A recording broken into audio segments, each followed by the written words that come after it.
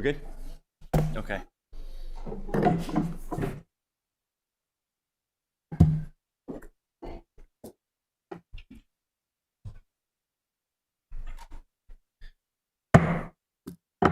Good evening, everybody. We're going to get started.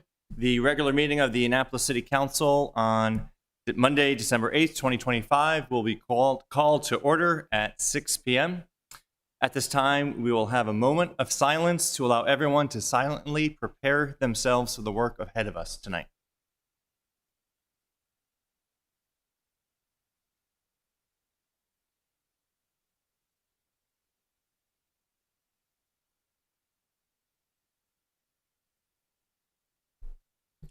At this time, would everyone willing and able please stand for the Pledge of Allegiance?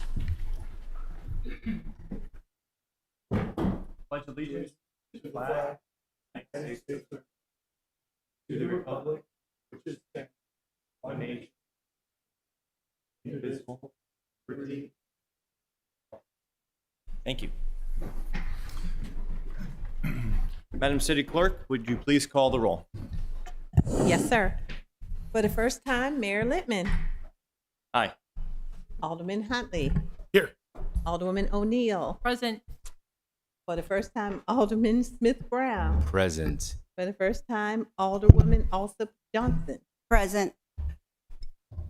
Alderman Shandell Meyer. For the first time, Alderwoman Conti. Present. Alderman Savage. Present. And for the first time and the last one tonight, Alderman Thorpe. Present. Thank you. Mr. City Attorney, would you please present the next item on the agenda?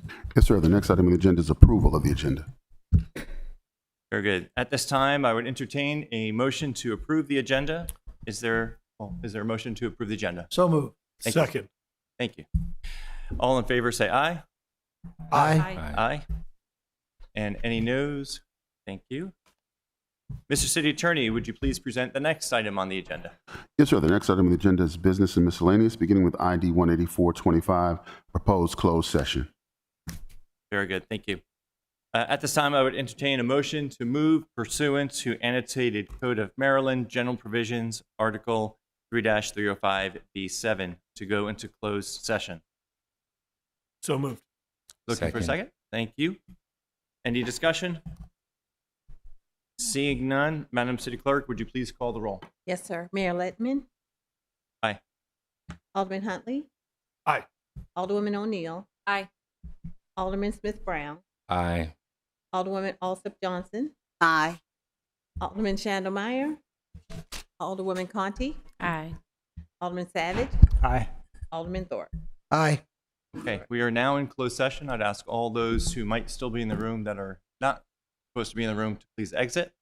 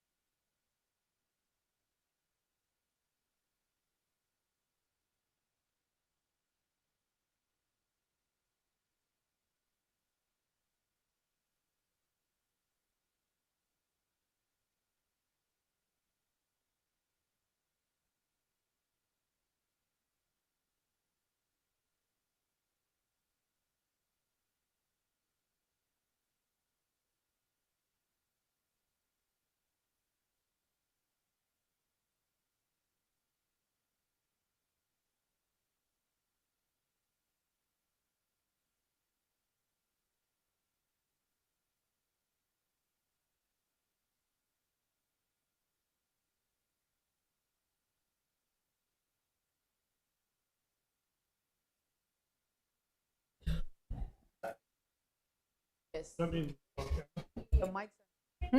are we on camera? It didn't need to be for that. We No, needed we're to back. Back. back We're now. on camera. Yeah, we're live.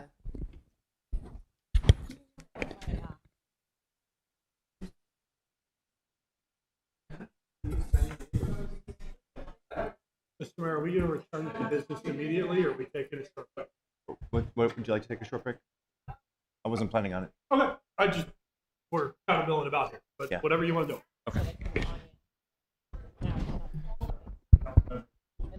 Doesn't have an agenda on it. So, yeah. He's telling them I said yes. No. No. Would you like a break? Okay. We're going to be in recess for 5 minutes before we reconvene.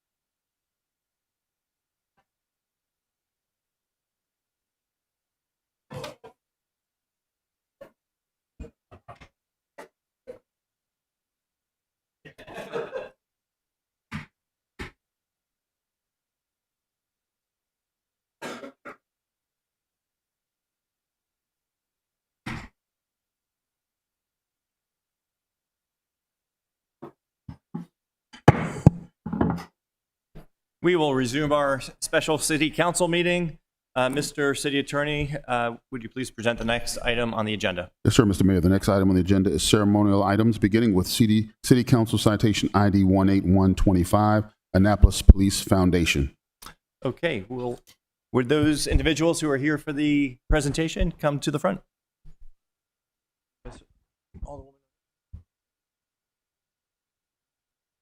Testing.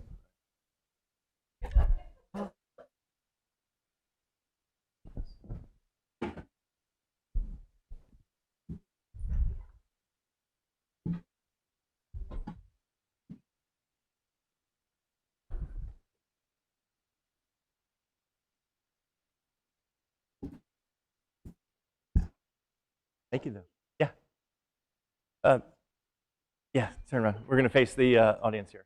So thank you all for being here today. The Annapolis Police Foundation is a very wonderful organization that serves so many purposes and serves our community so well. So we're thrilled to be able to offer this citation to you. I will now read it. The City of Annapolis City Council citation. On behalf of the residents of the City of Annapolis, we are pleased to confer upon the Annapolis Police Foundation this City Council citation in recognition of outstanding service to the community through programs that uplift, mentor, and create meaningful opportunities for young people. You have demonstrated a commitment to ensuring that Annapolis youth thrive. The citation goes on, but I'm going to spare you from reading all of it at this moment. But it is presented to the Annapolis Police Foundation on this day, the 8th day of December 2025, the first citation of this new council, signed by the mayor and all the city council members. Congratulations and thank you for your continued efforts. Thank you. Thank you. Thank you. I believe you guys should.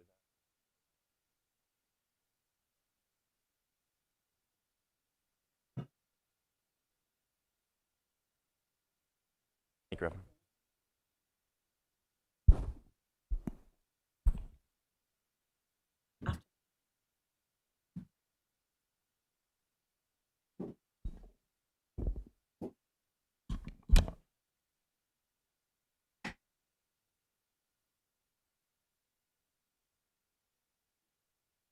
Mr. City Attorney, would you please present the next item on the agenda? Yes, sir. The next item on the agenda is ID 18225, a presentation from the Annapolis Boat Shows. Thank you. I invite representatives of the Annapolis Boat Show to come forward.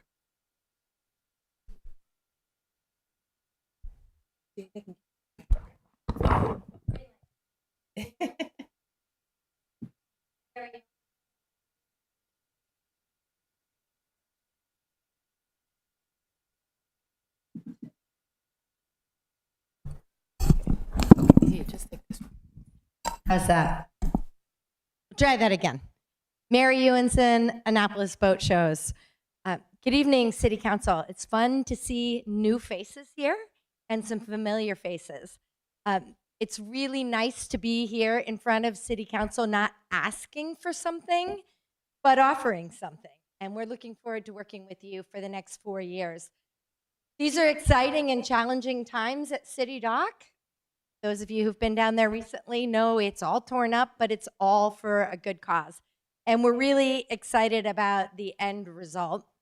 It's going to be a lot of work, and the City Council, Department of Public Works, and Whiting Turner have been working really well with the boat shows, and we're very interested in what it will look like next fall, but we know it's going to be great, and we're all up to the task. We had 2 great shows in 2025. We had some flooding, hopefully the last flooding for the boat shows for the first day of the Powerboat Show. And we had some terrible forecasts and terrible weather for the sailboat show. But even still, we had 2 great shows. And this year's check to the city of Annapolis is almost $35,000 more than last year's check, which we're not hearing a lot of that. So imagine this is one of those really, really big Publishers Clearinghouse checks. It is a really, really big check. It's $564,320.81. So this is our way of thanking you for helping us put on the best boat shows in the country and for putting up with the mess we make of your traffic and parking. Thank you. Thank you, Ms. Ewenson. Thank you very much.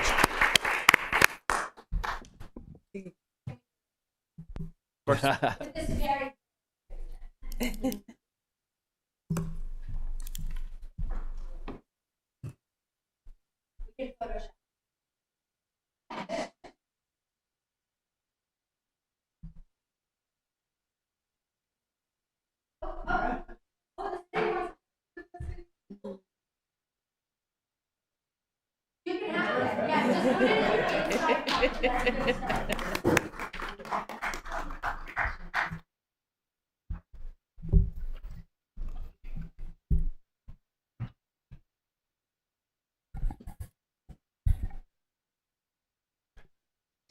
Thank you again, Ms. Ewenson. Mr. City Attorney, can you please present the next item on the agenda?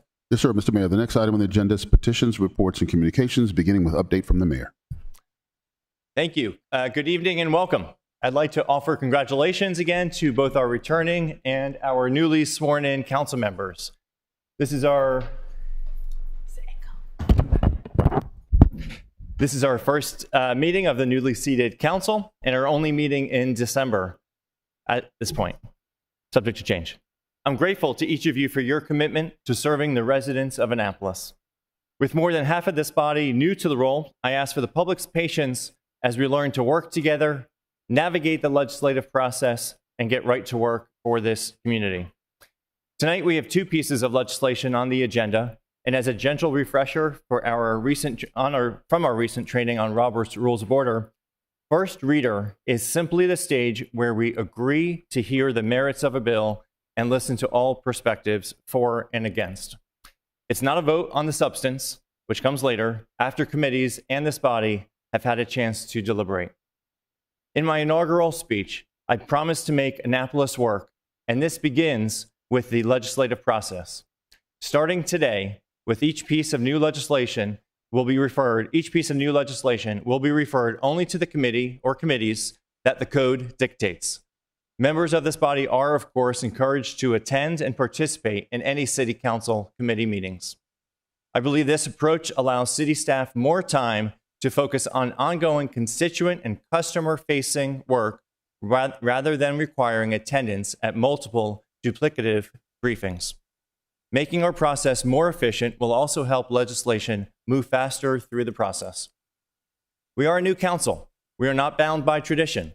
We have an opportunity to make positive changes, and this is a simple, low-hanging step that benefits both our work and the city staff. Alongside my gratitude to members of the Annapolis Inauguration Committee for their work on the swearing-in ceremony, I want to acknowledge the city staff who worked to support the event, from legal and public safety to OEM's CERT volunteers. Thank you all.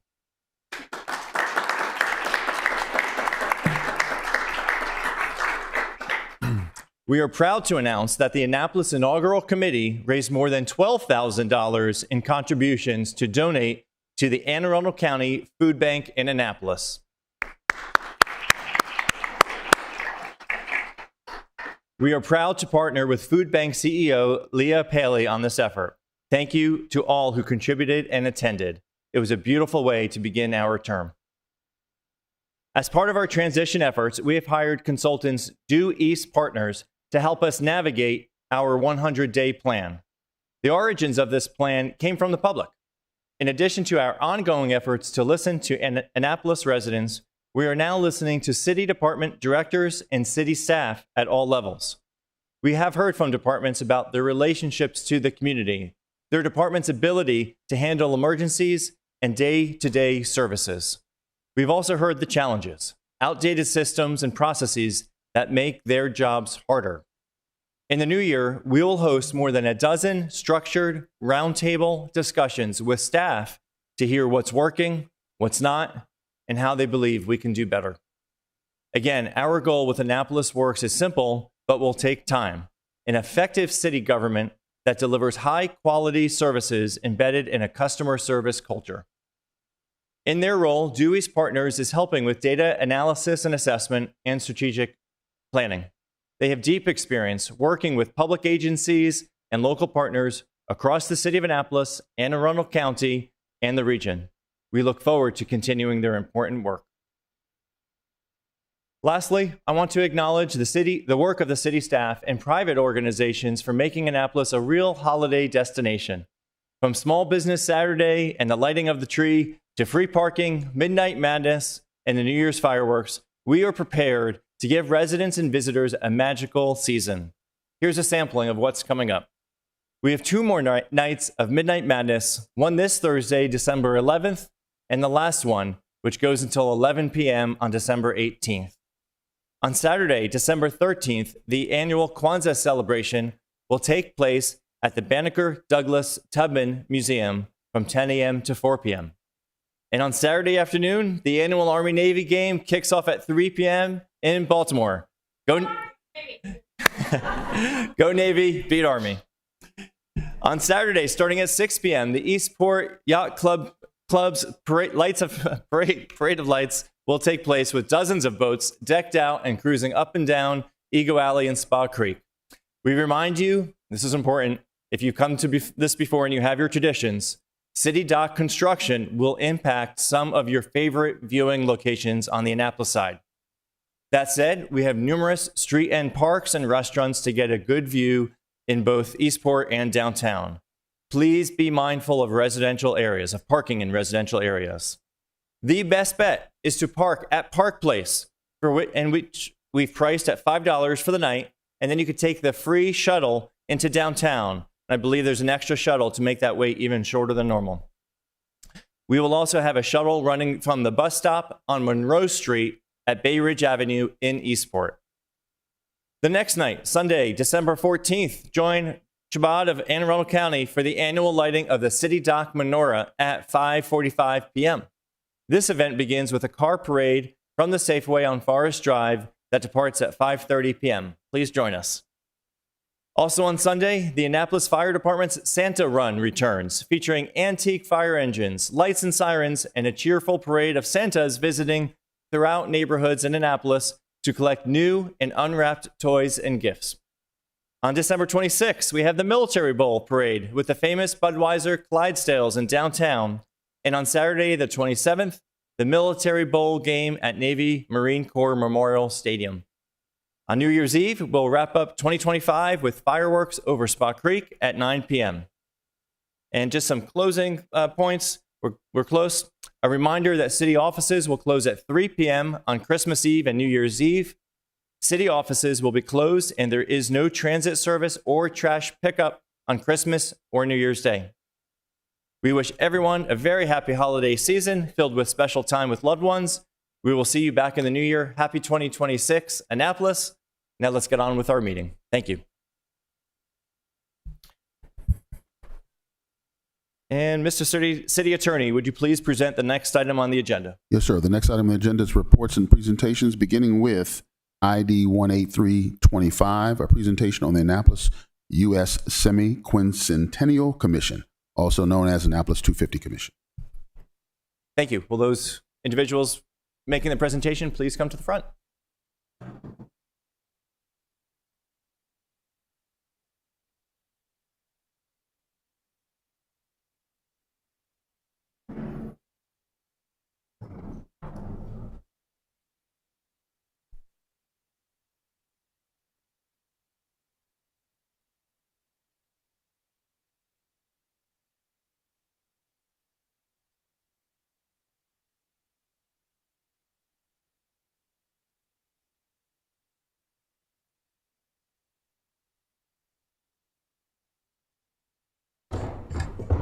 That was easy.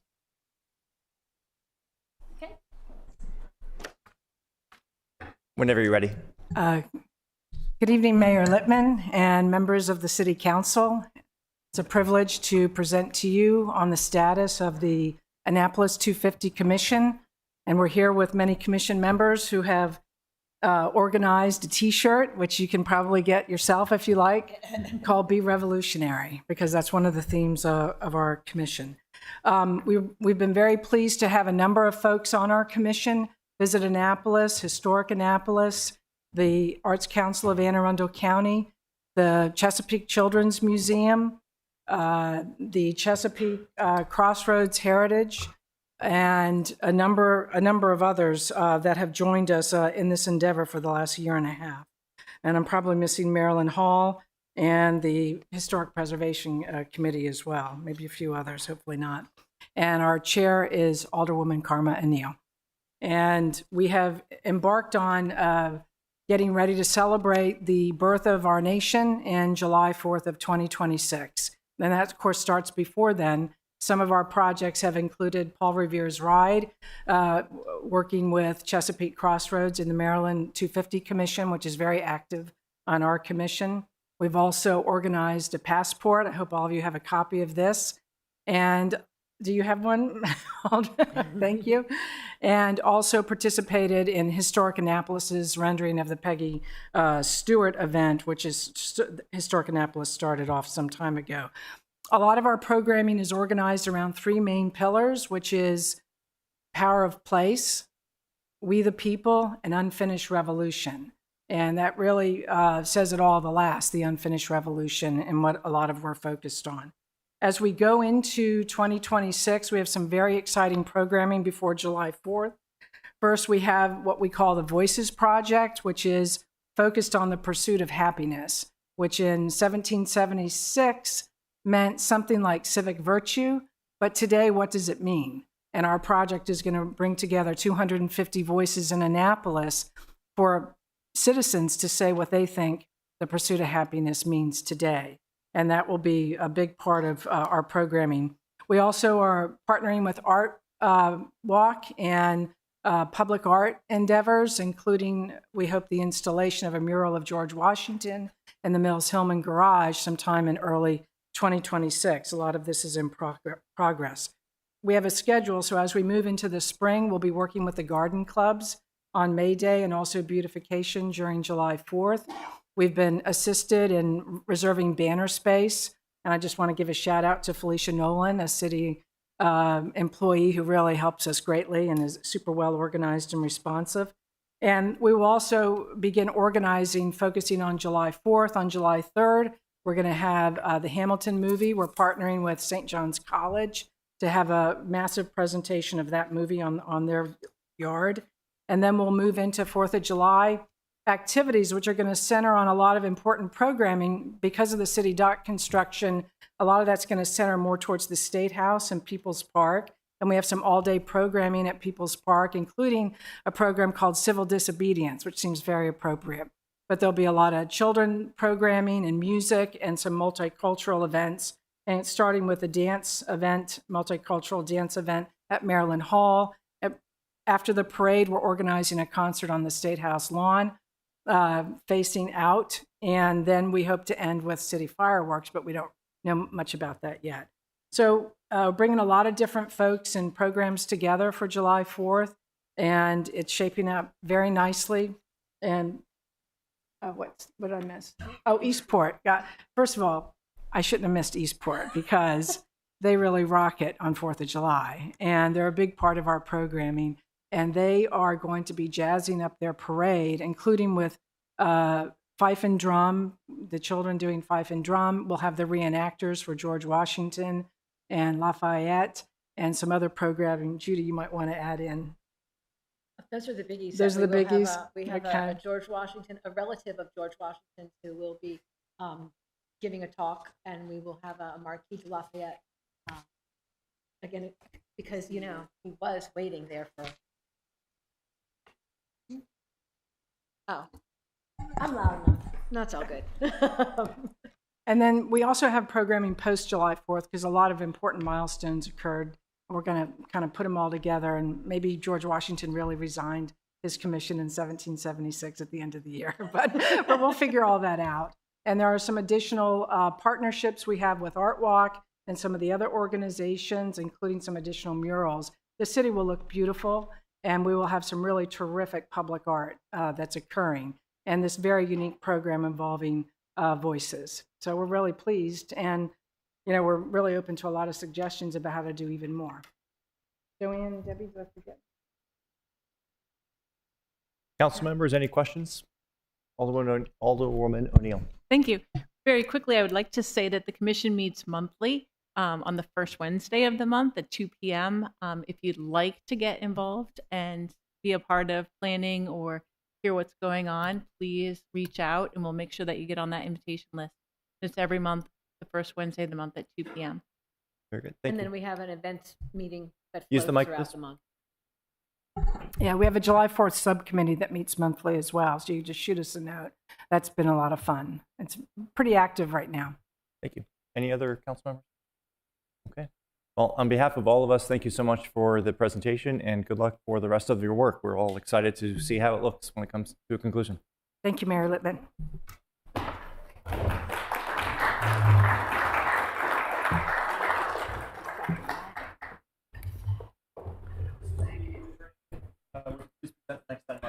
Yes, sir. The next item on the agenda is comments by the general public.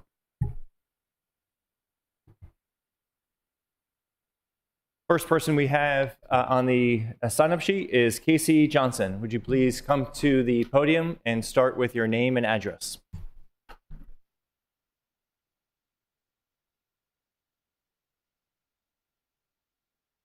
There we go. Can you hear me okay? So my name is Casey Johnson. Thank you very much for the opportunity to speak to you this evening. I am actually a resident of Annapolis, coming up on 1 year, live at 244 Prince George Street, and just wanted to share a little bit of my husband's and our experience here in Annapolis. In the short term, so I graduated from the Naval Academy, and both of my daughters graduated from the Naval Academy as well. And when they came down here to school, my husband and I were renting properties. We rented probably a half a dozen times, and then we loved it so much, and we realized that this was really where we wanted to be long term. We actually bought a place on Fleet Street. So we actually own a home on Fleet Street that we did a combination of short-term rental as well as our home, and a place for us to share with our children. And we enjoyed it so much that we then bought 244 Prince George Street. And we have actually now turned the 30 Fleet Street property into a full-time short-term rental property. And we've really, that rental was sort of our entrance into coming to Annapolis. And we really enjoyed it so much that we ended up staying and buying another property. And I just really feel like it's been a good experience for us for the last 10 years. And I'm really very disappointed to see Annapolis wanting to change so many of the rules and regulations and limitations. I understand, building community. I obviously want to build community on Prince George Street where I live, but my neighbors are actually short-term rental owners, and we get along with them just fine. Great. They come down a lot and they rent a lot as well. So I just really, with the restrictions that have already been put in place, I just would ask that the city council take a pause and not introduce any new changes until we really have the opportunity to have maybe some more discussion as a community to figure out what is the best for Annapolis, because I think both can work. Welcome. The next person is, I believe it's Megan Moore. Please come to the podium and start with your name and address. These things never work for me. Hi, Megan Moore, 58 Madison Place, Annapolis, Maryland. So first off, congratulations to you, Mayor Littman, and to the entire City Council. I see some familiar faces, and I'm hopeful that your new energy will help unite the city and move us all forward. A bit about my background and why I'm here. I was born in downtown Annapolis, and I've lived here for over 50 years. A resident of Ward 1 for 42, and I made a slight move over to Ward 8 for like 5 or 6 years, but I'm back here now. So my family ran a retail gallery on Main Street for more than 40 years, and I owned a running shoe store there for over a decade. I now manage and own a small short-term rental business, which also includes the first legally licensed one in 2011, way before Airbnb even existed. With a business background, I worked closely with inspectors and the finance office to ensure full compliance and actually helped establish standards for inspections and tax collection. Mary Emmerich reminded me of that today on the phone as we did an inspection, so that was kind of timely. In 2019, I joined many owners, managers, and residents to help City Council draft legislation that was enacted in January of 2020. Its core goals were proper licensing, tax collection, and requiring local property managers to address neighborhood issues. 6 years later, despite the city paying for host compliance, roughly half of these properties still remain unlicensed. Those of us who have followed every rule are now facing the consequences of bad actors and of responsibilities that haven't been enforced. The newly passed legislation did not acknowledge the long history of responsible operators, and the last-minute removal of any grandfathering was especially disappointing. To be clear, I'm not opposed to reasonable regulations, enforcement, or even a moratorium. I'm simply asking that responsible operators be included in future discussions. We have substantial insight and really meaningful data, especially on fiscal impact, that should be part of this conversation. In over 14 years, I've managed over 40 properties and generated over $750,000 in taxes. In that time, I've received only one call about an issue, and it turned out to be nothing more than a switched trash can. In closing, I'll be emailing each one of you to offer a meeting, either at my Cathedral Street office downtown, by phone. We can have an email discussion to answer any questions that you might have from our perspective or from our side. I look forward to hearing from you, and we'll continue to attend future meetings. Thank you very much. The next person to speak is Sean Deignan. Please come to the podium and start with your name and address.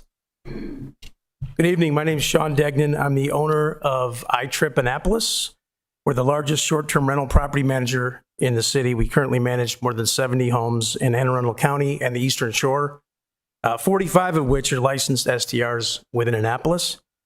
Since 2021, our owners have contributed $381,517 in occupancy taxes, revenue that directly supports city services and helps fund amenities the residents and visitors rely on. I want to be very clear. As Megan said, we fully support enforcement against illegal STRs, and we absolutely support responsible operation of legal ones. But a 12-month moratorium on new licenses does not achieve either of these goals.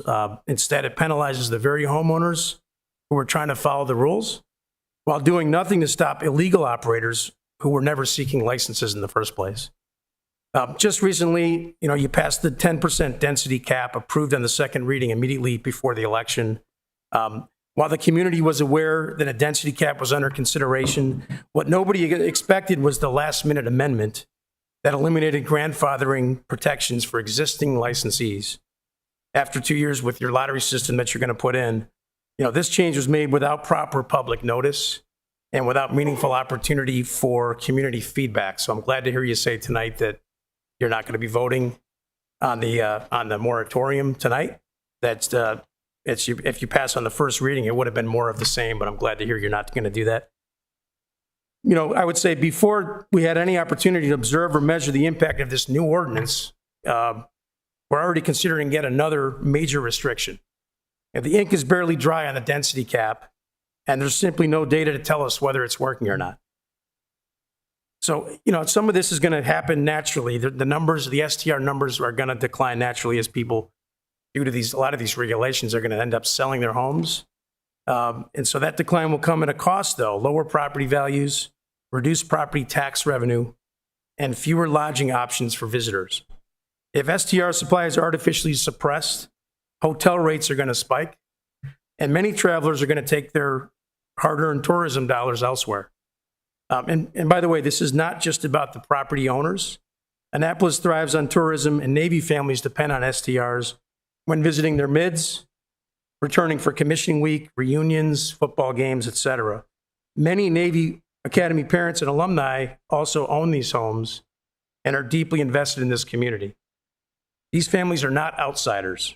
They are part of the fabric of Annapolis. A moratorium at this point is premature, reactive, and unfair to taxpayers and homeowners who follow the rules. I respectfully urge the council to pause, allow the newly passed ordinance to take effect, and give it time to work before layering on additional restrictions that may cause more harm than good. Thanks for your time and consideration. Thank you. The next speaker is Susan Wheatley. Please come to the podium and start with your name and address. My name is Susan Wheatley. I live at 159 Monticello Avenue. I did not come here tonight to talk about short-term rentals, although I feel that maybe I should have. I am still paying close attention. But what I want to do tonight is just say congratulations, Mayor, and congratulations to all of our new City Council members, and welcome back to those of you who have served here before.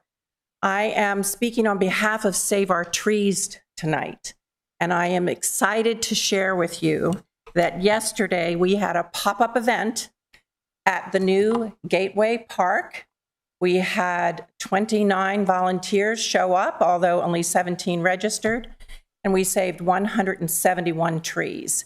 So if you are driving, up and down Rowell Boulevard, you may see some ribbons tied on trees. It's not because they're going to be cut down. It's because we have now saved them from the invasive vines. We do the triage work, unintended. And, we're not doing the groundwork. We're saving trees is what we're doing. And we uncovered fabulous, beautiful holly trees that hopefully will recover from the massive amounts of invasive vines that was smothering them. So I also want to let you know that Save Our Trees, again, puts our stake in the ground for a 50% tree canopy by the end of 2050, as is your city goal. And I'm assuming that it's continuing to be the goal moving forward. We are looking forward to working with your constituents, and hopefully you will reach out to us if you see areas that need work, and you can help us locate and work with leaders in your communities. We want to partner with them so that we can create an ongoing care for the trees. Because as you know, you can go ahead, you can cut the ivy, you can cut the vines, but it's going to grow back. So I tell you, the young people of this city are incredible. And we had one gentleman came yesterday from Crofton and said, when is your next event? I'm bringing friends. So, and many young people, Annapolis High School, Broadneck High School, and they're just showing up. So again, congratulations. Our stake in the ground, 50% tree canopy by 2050 in the city of Annapolis. Thank you. Thank you. The next person to speak is Andy Penka. Please approach and start with your name and address.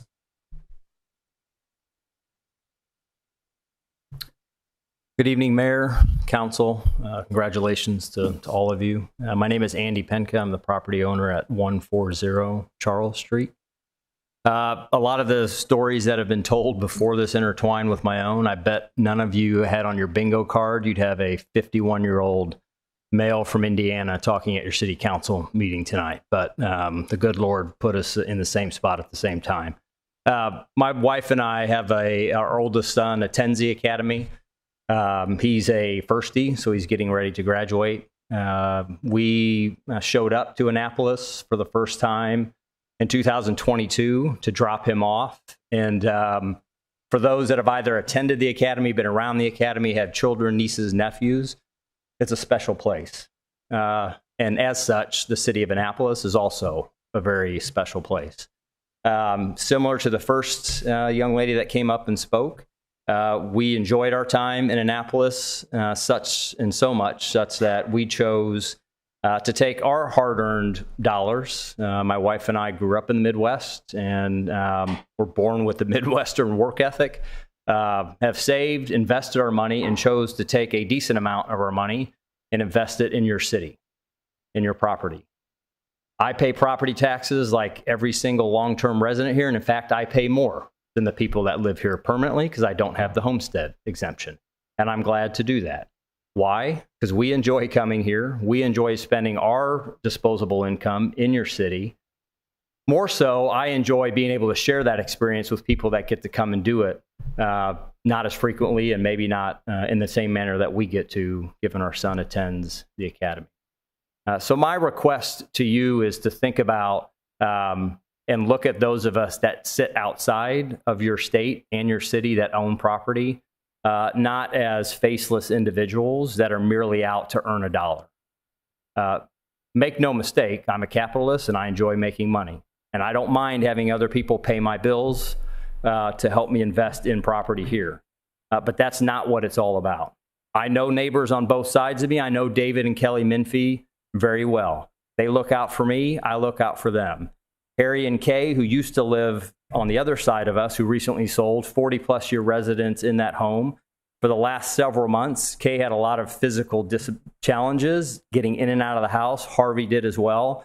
When we were here in town, almost every single visit, I'd hear a knock on my door and it'd be Harvey asking me if I could help him out.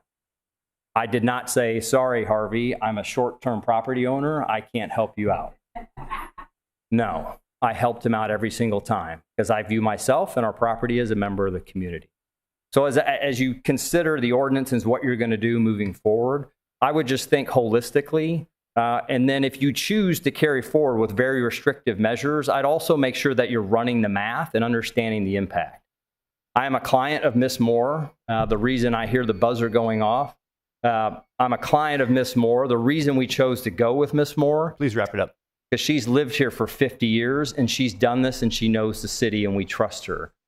If you choose to clamp down, there are hundreds of jobs that are going to go away that are associated with taking care of these short-term rental properties, tax revenue, dollars, and more importantly, probably for the permanent residents, you'll see property values, I suspect, see a short-term dip because I think a number of folks that have invested and chose to invest here Thank you, Mr. will Penka. choose to Your take time their is up. money elsewhere. Thank you for your time. I appreciate you listening and wish you all the best of luck and have a very Merry Christmas. Thank you. The next person to speak is Rachel Robinson. Please approach and start with your name and address.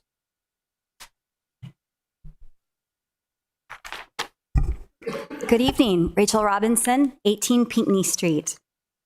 Good evening, Mr. Mayor and members of City Council. I'm Rachel Robinson, Vice President of Preservation at Historic Annapolis. On behalf of HA staff, our Board of Trustees, members, and volunteers, we would like to congratulate each of you on your recent inauguration, and we thank you for your service to Annapolis. We look forward to getting to know the new members and working with all of you to further preservation in our historic but vulnerable city. HA would like to thank the returning council members who removed damaging language in 01425 prior to passage, especially Alderman Huntley, who represents the Historic District and Ward 1. Unfair and unwarranted piecemeal zoning would have threatened the integrity of the Historic District height limits. Looking forward, we want to continue to be the city's partner in realizing a re-envisioned city dock and do all that we can to support the completion of critical resiliency through flood barrier protection and stormwater management. HA is the steward of 13 properties, mostly owned by the state of Maryland, and including 2 at City Dock. We know firsthand the vulnerability of these 18th century properties and remain steadfast in our support of resiliency at City Dock. We are grateful that Mayor Littman understands that historic preservation is not about freezing Annapolis in time, but managing physical change, promoting environmentalism and sustainability through adaptive reuse, and reinforcing economic development through heritage tourism and thriving local businesses. Annapolis attracts visitors and residents because of the way it looks and feels.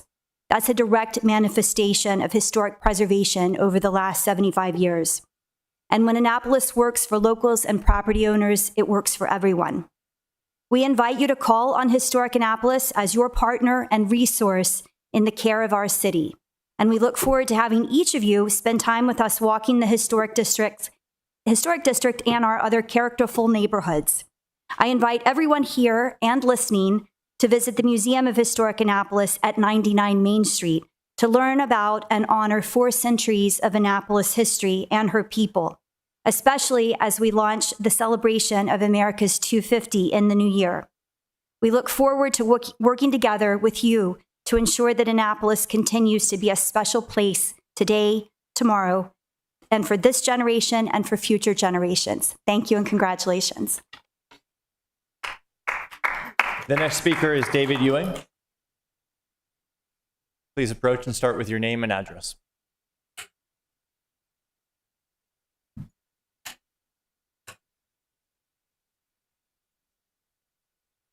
Surprise I used to be. Yeah. It's just a pleasure to just take in the view here, to see everybody here. Congratulations. Thank you. Please start with your name and address. David Ewing. I don't live in the city. I live at 901 Dreams Landing Way in Annapolis, which we pay for Annapolis water. We have Annapolis water system, which we pay a lot of water tax, more tax than the city resident would pay. But that's another issue. My issue here is history. I'm a history buff. I've been a history buff since I was a boy. I grew up in Bucks County, Pennsylvania. And historic preservation is like life. Everybody in that, where I grew up, historic preservation is so, it's just part of everybody's life, just everywhere. And I grew up a few miles from where Washington crossed the Delaware to start the Battle of Trenton, and spent much of my time in Philadelphia, and that's where I really got inspired, because Independence Hall and all the other historic buildings there just inspired me as a boy. And when I was a teenager, I read Benjamin Franklin's autobiography, which I recommend to everybody, because it changed my life and turned me into a dissident. Because when he was a young man in Philly, he started a group called the Free Thinkers Club, which would complain about everything and try to fix things. And he devoted his whole life to public service, and it made Philadelphia what it became, the great city it became. But my interest is history, and let me give you a little background on me. I worked in television and film for 40 years in New York, Philadelphia, Washington, and Los Angeles, and I turned my interest in history into working on documentaries and news specials about historical subjects. And I was very lucky to work for some of the top companies and with some of the most amazing people you could imagine. Worked with Walter Cronkite, Ted Koppel, David Brinkley, among others, and managed to win some awards. But the main thing is doing subject matter that counted, that made a difference, or tried to make a difference. And when I moved from New York to Annapolis in 2000, we'd already had our condo in Dreams Landing before that. But I founded a company, Bayside Productions, and Please wrap up your comments, Mr. Ewing. Oh, I didn't get to my main point. Can I make one? 10 seconds, please. Say it quickly. I want to ask a question to the whole council and to our new mayor. Why have you approved the Maritime Visitor Center? Because I think it's a huge mistake, and I hope that it never gets built. And I'm going to do everything I can to make sure that it doesn't get built. Okay, thank you for your time here today. The next person to speak is Jessica Packler. Please start with your name and address. Hi, my name is Jess Packler, 506 President Street in Eastport. And I also wasn't here specifically for this, but then I decided to speak. I'm here because of the role that Eastport's playing in the 250 celebrations, which is going to be awesome and revolutionary. And I wanted to say congratulations to everyone for being here. I'm really looking forward to the next 4 years and to new beginnings and new changes. And to that matter, I am glad to hear that you are not going to be moving forward on the moratorium tonight or doing any voting on that other than the first reader, because I think that it's time, as everyone else has said, I don't own a short-term rental, but maybe I'd like to own a short-term rental. We are in a state in our universe, in our world, in our country, and in our personal economy here in Annapolis, where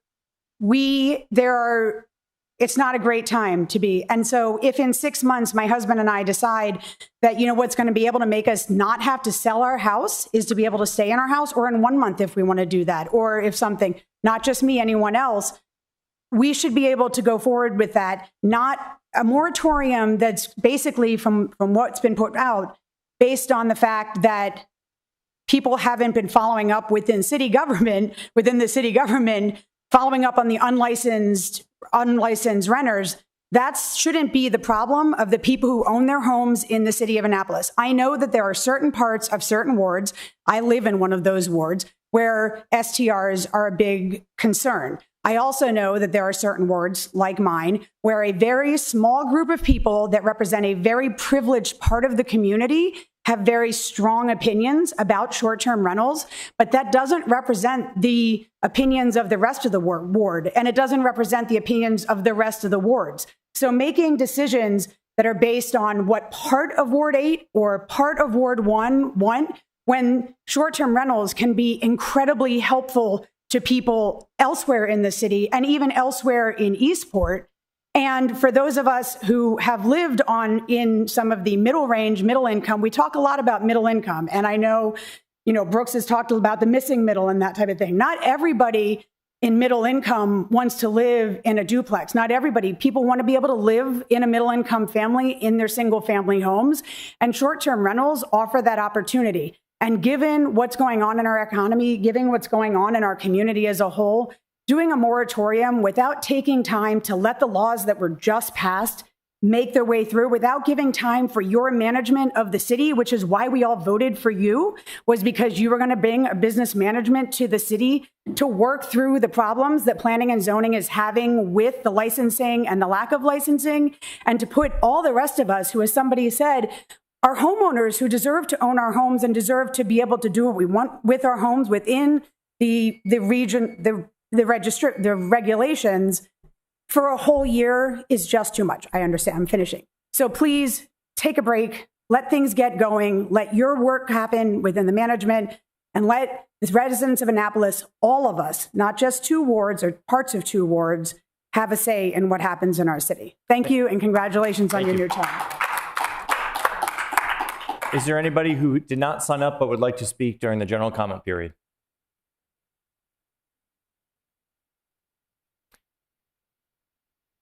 Okay, seeing no motion in the chambers, I declare the comments by the general public closed. Mr. City Attorney, will you please present the next item on the agenda? Yes, sir. Yes, sir. The next item on the agenda is consent calendar. Okay. Is there any objection to the consent calendar? Nope. Seeing none, I would entertain a motion to approve the consent calendar. So moved. Second. Thank you. Madam City Clerk, will you please call the roll? Yes, sir. Mayor Littman. Aye. Alderman Huntley. Aye. Alderwoman O'Neill. Aye. Alderman Smith Brown. Aye. Alderwoman Alsep Johnson. Aye. Alderman Shadowmeyer. Aye. Alderwoman Conti. Aye. Alderman Savage. Aye. Alderman Thorpe. Aye. Thank you. Mr. City Attorney, will you please present the next item on the agenda? Yes, sir. The next item on the agenda is business and miscellaneous items, beginning with ID 17525, 2026 City Council meeting dates. I would entertain a motion to accept ID 175-25. Is there a, well, first, is there a motion? So moved. Thank you. Is there a second? Second. Is there any discussion? Alderwoman O'Neill? Thank you, Mr. Mayor. There is discussion. I want to point out we have the wrong date originally for the MML conference. Thank you. All right. I was going to say, otherwise we need to change it. The other point of order that I would like to bring up is Monday, December 28th special meeting. Is that a hard and fast date? It was Monday, December 28th. Is that what you're saying? Correct. Yeah. Is your motion? Are you My making a motion would be to strike that date as a special meeting date. Okay. Second. Is there a second? You said December 28th? December 28th. Nope. Is there any discussion on the motion to amend? Okay. All those in favor of the motion, please say aye. Aye. Aye. Any nays? Abstentions? Thank you. Friendly amendment passes. Excuse me, not friendly amendment. The motion passes. Thank you. Any further discussion? Good catch. Thank you. I'll entertain I'm sorry, we already have a motion. I think we're ready to vote.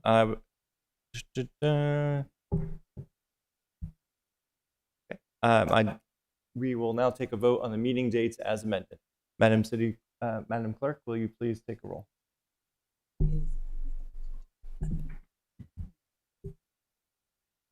Thank you. May I please hear a motion to adopt the motion as amended? So moved. Is there a second? Second. Any further discussion? Okay. All in favor, say aye. Aye. Aye. Okay. Do we need a roll call? Okay. Thank you. Appreciate your patience. We have. Sorry, don't we have the other? Yes. Mr. City Attorney, will you please present the next item on the agenda? Yes, sir, Mr. Mayor. The next item on the agenda is ID 17625, 2026 City Council Work Session dates.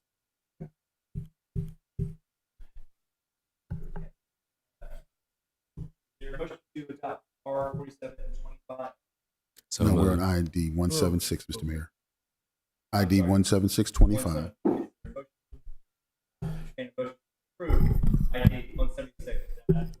So moved for ID 17625. Second. Aye.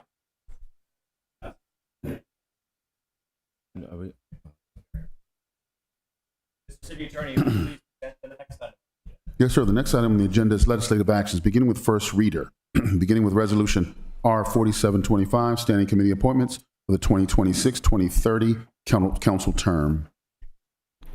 Thank you. Is there a motion to adopt R4725 on first reader? So moved. Is there a second? Second. Is there any discussion? Okay. Alderman Schnellmeyer. Thank you, Mr. Mayor. This is obviously time sensitive, and since this is non-controversial and time sensitive, do we intend to suspend the rules to pass the committee assignments and along with everything going through the budget process tonight? I was not going to ask for a suspension of the rules. Certainly, if council members want to suggest that, and I would entertain that. I do believe that since this, along with audit committee appointments and budget timelines, are very procedural, and we do need to get our committee assignments up and running very quickly, I am going to make a motion after we go through our discussion and hearing my colleagues' opinions for a rule suspension, because I do think us getting our committee assignments formalized would be very advantageous to us. Okay. Is there a second? Second. Yes. Well, We're just going to get it on the table. No discussion. yeah.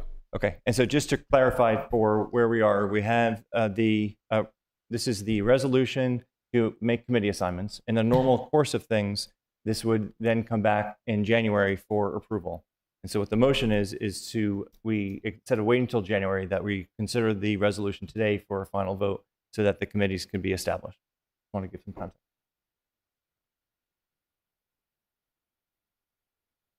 Thank you. Okay. So for the clarification, thank you, Madam Clerk. Before we can consider suspension of the rules, first we need to adopt the resolution on first reader. So any further discussion on the resolution to adopt on first reader? Yes, Alderman Huntley. I just, to the point that was made by Alderman Schnellmeyer, I would just divorce the budget timeline, which I think is less sensitive from the committee which is time sensitive. Thank you. Any other discussion on the motion for first reader? Okay, seeing none. All those in favor of adopting R4725 on first reader, say aye. Aye. Aye. Any opposed? Any abstains? Okay. Now we'll entertain the motion, if you'd like to make it again, just so we can be in the right order. I would like to make a motion to suspend the rules on R4725, standing committee appointments for the 2026 to 2030 council terms, so that we can vote to make sure that our committee assignments are finalized this evening, so we can get our assignments finalized. Okay. Is there a second? Second. Okay. And again, just for point of clarification for those new to the council, this motion requires a unanimous approval to pass if it did pass. Open to discussion. Is anyone who would like to comment? Alderman Savage? Yeah, I'm fine with this motion. I guess unless somebody has some concerns they want to raise as far as the appointments, but I think ultimately it may be. I think it's good to do. It's not going to make too much of a difference in that we're probably not going to have committee meetings in December anyway, but we could this way if we decide to. So yeah, I don't have any major issue. Alderman? Thanks, Mr. Mayor. I think if we have them finalized, we can get our official scheduled dates on the calendars and a routine set up. And I'm not eager to meet around the holidays, but I am eager to get my January meeting scheduled. Thank you. Anyone else? Thank you. Alderman Thorpe? Mr. Mayor, with all due respect to Alderman Chandlemeyer, I think it would be bad precedent or bad action on the first meeting for the new city council to abandon our rules. I think there is already discussion about where the meeting schedules are. And while I don't expect a whole lot of public interaction or public engagement to you about the committee assignments, there very well might be. And I would not support abandoning the rules in order to expedite this for reasons I don't see that would expedite anything. Okay. Anyone else? Okay. Go ahead. Alderman Harley. Thank you. Mr. Acting Finance Director, does the Finance Committee, are there any pending supplemental appropriations that have been waiting for a constituted Finance Committee? Yes. For the record, Acting Finance Director Jake Trudeau, the answer to that question is yes. So it would be beneficial for the Finance Committee to be able to meet sooner rather than later to get that money moved, right? I cannot recall the details of the budget revisions that are in queue right now, but there may be a grant that's required or that we want to add to the budget. So I can do some research and get back to you if that's okay. Thank you. So before we move to vote, I'll just share my view on this. I do agree with the instinct of Alderman Thorpe of not suspending the rules whenever possible.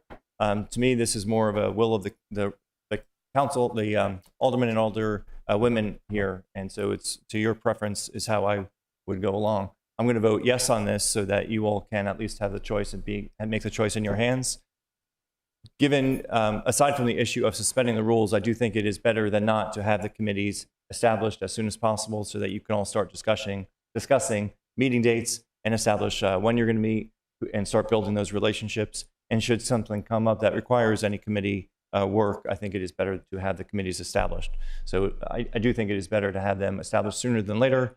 It was not my preference to suspend the rules, but since someone else did that, I'm going to vote yes and leave it to you all to decide what you want to do.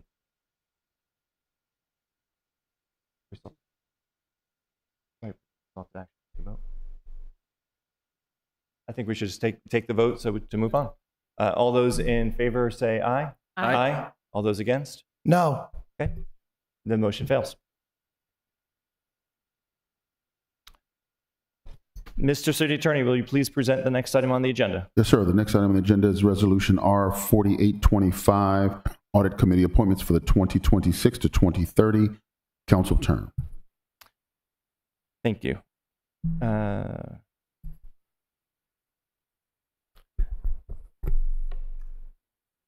Thank you. Is there a motion to adopt R4825 on first reader? So moved. Is there a second? Thank you. All those in favor say aye. Aye. Any against? None opposed? And no abstains? All those in favor say aye. I'm sorry, we just did that. Sorry. I'll get with it. The motion carries. Thank you. Mr. City Attorney, will you please present the next item on the agenda? Yes, sir. The next item on the agenda is Resolution R4925, Budget Process Timeline for Fiscal Year 2027. Is there a motion to adopt R4925 on first reader? So moved. Any seconds? Second. Okay. I'm sorry, all in favor, is there a second? All in favor say aye. Aye. Aye. Any opposed? And no abstentions. The motion carries. Mr. City Attorney, will you please present the next item on the agenda? Yes, sir. The next item on the agenda is Resolution R5025, establishing a 12-month moratorium on short-term rental licenses. Thank you. Is there a motion to adopt R5025 on first reader? I move. Is there a second? Second. Okay. Is there any discussion? Alderman Savage. Thank you, Mr. Mayor. So a few things. Just I'm not going to get into the merits. We'll save that for later on in the process. But I do want to at least provide some explanation on why I'm voting no this evening. I think some traditions are worthwhile following, and in this case, we traditionally don't have anything of much substance in our first meeting of a new council in December, and that is partially because, as we got into with the committees, they still have to come back for final vote next month. And so because of that and the holidays, that means our committees are only going to have, so in total, we have 90 days to review something before it comes back to the council. And in this case, we're losing 30 days because we won't be able to set up our first committee meeting until later in January. So I guess I would request, if this passes, that colleagues be sympathetic. If a committee does need some additional time, it's going to come back to us after that 60 days, well, 90 days total for a vote. So if the committee requests it, I hope you'll consider giving them some additional time. So that's my big concern. Along those lines, I just want to make sure it does go to the proper committee. So can you verify what committee this is getting referred to? Sure. Mr. City Attorney? It's going to go to Finance and the Planning Commission, I believe. Okay. Finance and Planning Commission. Can you check the short-term rental codes in Chapter 17? I think that should also include economic matters. Give us just a second so we can check that, please. Cynthia, can you pull that up?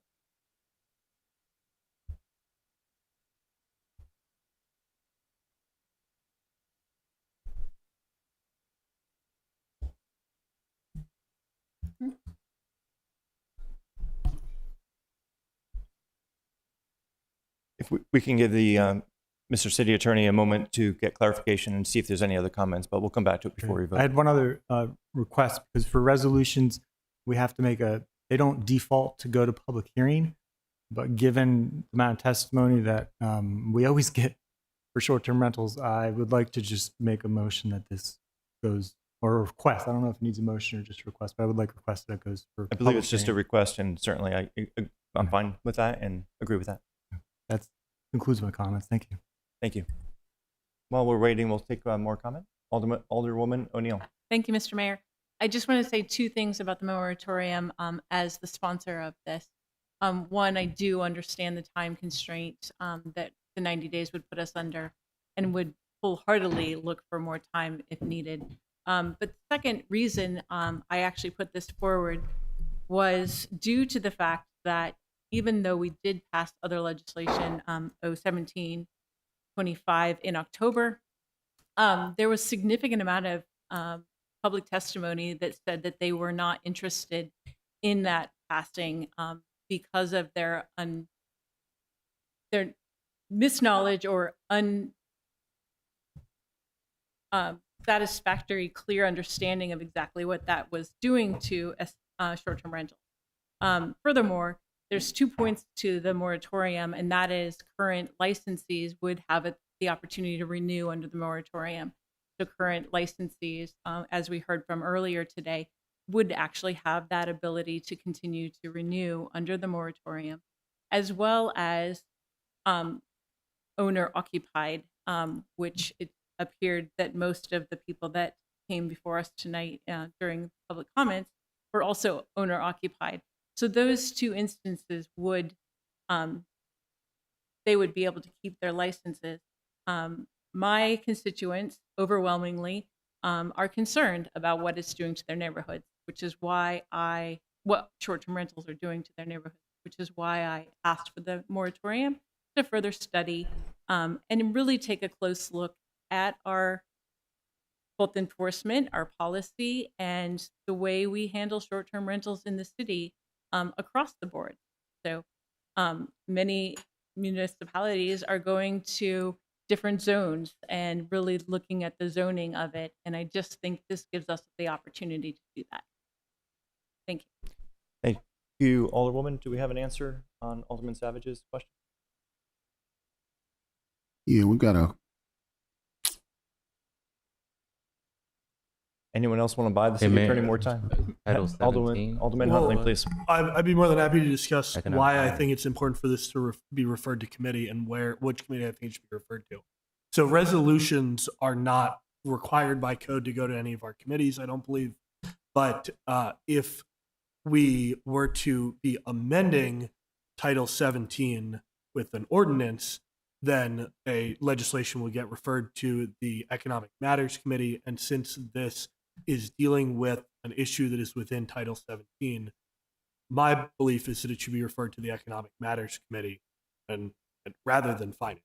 That's my preference, but obviously we defer to what the city attorney says. Yes, Mr. Mayor, I have one addition to that. That is an interpretation, but I would say with respect to the section on standing committees, any ordinance or resolution waiving or reducing the city fees shall be referred to the Finance Committee, which is why I said Finance initially, because the moratorium does change the fees, because those folks would not be, there would be a moratorium on fees at this point. But it's not changing the fees. It's not changing, but it's waiving or reducing. Waiving the moratorium, it's reducing. I think it's an effect on fees. Is there flexibility to send it to Economic Matters rather than Finance? Well, the question is, since the resolutions don't normally go, except in this instance, it's really on the council to decide, I think. Okay. Was there any other comment? I couldn't tell if you were waiting to speak. Oh, no, not. I was just referencing what the code said, Title 17. It does say Economic Matters. I think that makes sense to me as well, and I will assign it to the Economic Matters Committee for further input and recommendation to the full council.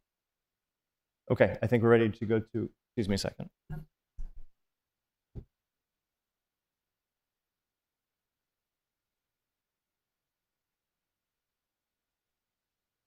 And so we're just clarifying that there are 2 referrals, one to Economic Matters and one for public hearing.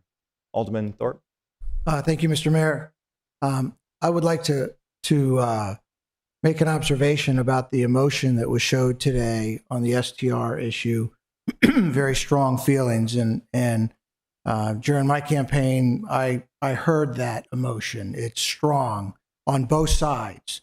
And in the Navy, when you have a safety problem, you do a safety stand down. Otherwise, you just continue to get the same thing over and over again. And while this isn't safety, I think it's culture. It's our town. And so I think it's important to take a pause, to have the city staff do what I think a lot of people on both sides of this issue have asked for, as you've advocated, and really get a handle on using data, get a handle on what is the short-term rental situation in our city so that we can make logical, informed, and decisions that will be based on fact, that both sides of the issue can agree that the decision was made on facts and not, as some people have alluded to, some thinking on either side of the issue. So I applaud the initiative, and I intend to support it. Thank you, Alderman Thorpe. Any other discussion? Okay.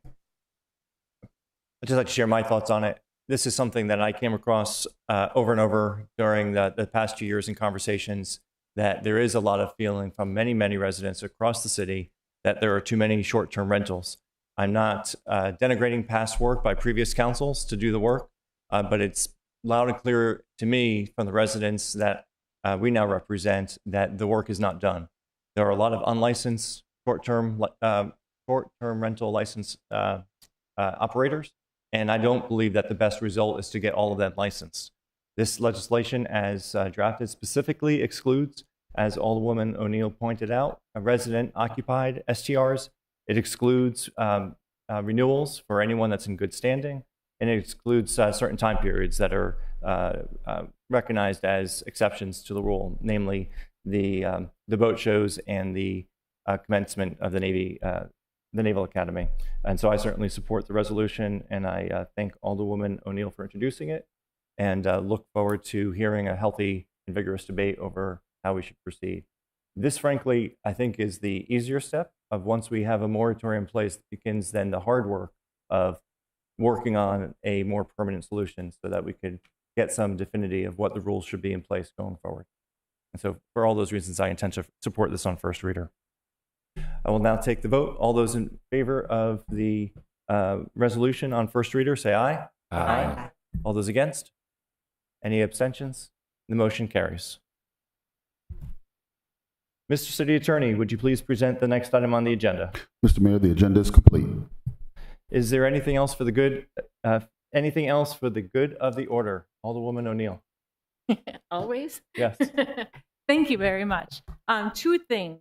One, there is an exercise being done by Office of Emergency Management tomorrow, starting at 8:30.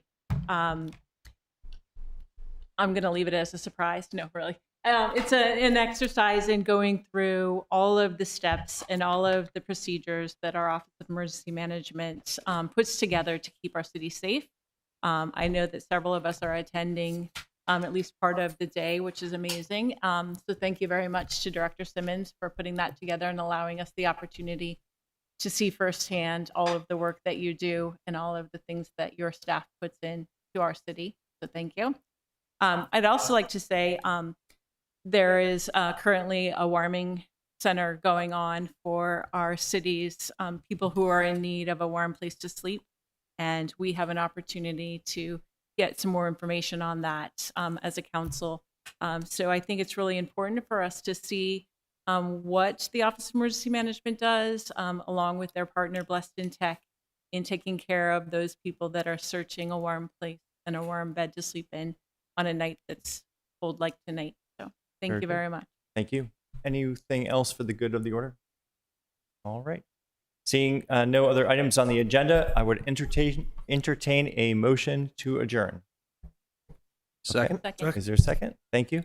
All in favor of the motion adjourn, please say aye. Aye. Any against? Any abstained? The motion carries. The meeting is adjourned. Congratulations, folks.